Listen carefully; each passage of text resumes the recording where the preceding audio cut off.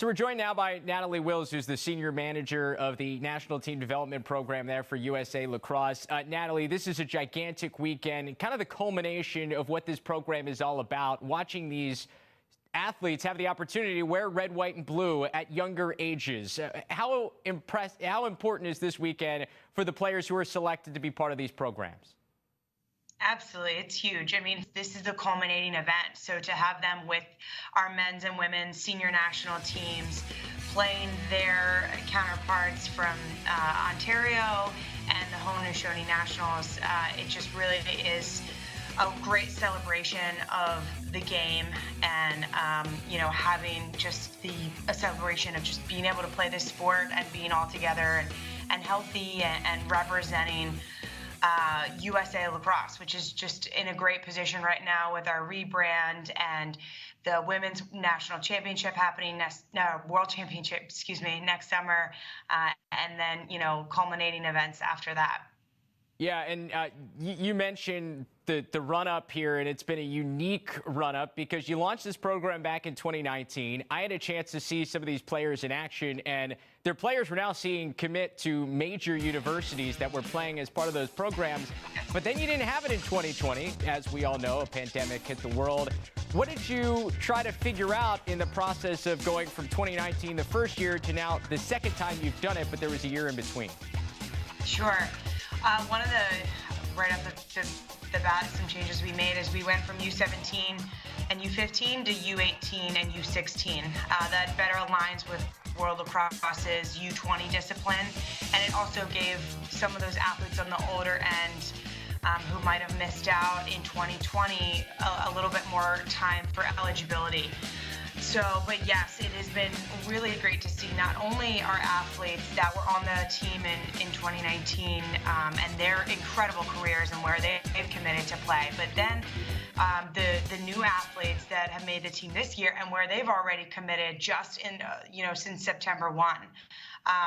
Really proud of them, excited to have them back. Some of them were on the team in 2019, and it's great to see their leadership and our veterans kind of step up into that role. It's kind of crazy to think we already have veterans in only the second year of this program. So took that time in 2020 to really think about, were we going to the right places? Were we reaching as many athletes as we could? Were we accessible as we could be? So also opened up and really promoted our virtual portal as well. So if an athlete wasn't able to attend a regional tryout or for whatever reason, schedule or COVID or travel, we do have that virtual portal. So we had about 2,000 athletes come out and try out for the National Team Development Program, whether it was in person at our 20 regional tryouts or apply virtually, submitting film to our committee and coach references from their current teams, and then invited the top 300 athletes to the National Combine, which was an incredible experience in August, and then named our 88 high school elite athletes representing 20 different states across the country who will be all coming in on Friday for about 24 games this weekend. So we're packing a lot in. Very busy time. You mentioned the Combine, and any player, even if they didn't have a chance to make this team that was invited to that Combine, got incredible coaching. Talk a little bit more about the coaches who are coaching these teams, but also the coaching they got as part of that Combine when they came together over the summer.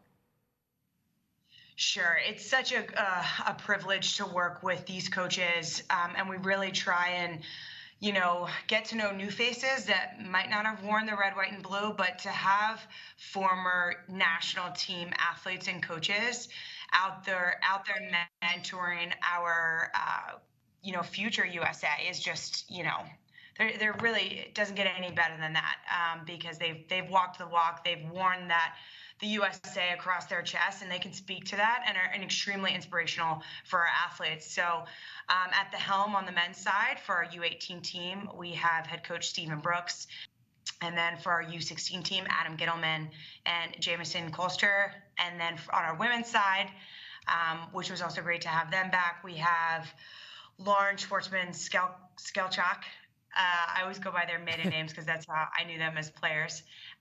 We have Lindsay Lewis-Teeters, on the U18 team. Then for our U16 team, we have Molly Ford Hutchinson and then Gabby Capuzzi Solomon. And then also supported at Combine, we had Katie Schwartzman Haas, Megan Huther, and Mike Glacini, Greg Grenlian, and John Galloway. So just some incredible human beings, and that's really what we want. So look forward, obviously a busy weekend this weekend, but so much has changed since the first time you've done this. Obviously things are going to change moving forward. What are the goals as you look forward with this program? Absolutely.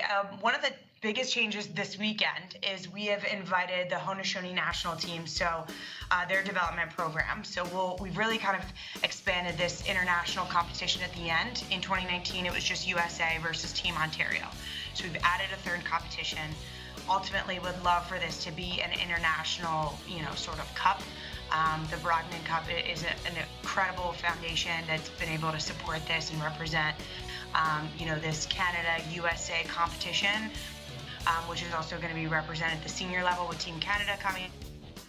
We've got our Boston College women and UVA men playing our senior teams as well. But really just looking to, as this program grows, hoping to identify and prepare athletes for that next level, whether it is USA or not, recognizing a lot of them will play in college or have a lifetime engagement of the sport, but then expanding that national team pool. So bringing that USA way down to our high school athletes and coaches at a regional and national level, engaging them from a national team standpoint, but also a USA Lacrosse standpoint. How can USA Lacrosse be a resource for these athletes and their families on the field, in the weight room, in the classroom, from a recruiting standpoint, from a wellness standpoint, that's really important for us, that regardless, however long they wear the red, white, and blue, they were a part of our program, and that will never end. And we want to continue to be a resource for them. Absolutely. Going to be a really cool weekend there for the Fall Classic at USA Lacrosse headquarters. Natalie, we appreciate the time. Good luck with everything. Thank you, Travis. Appreciate you.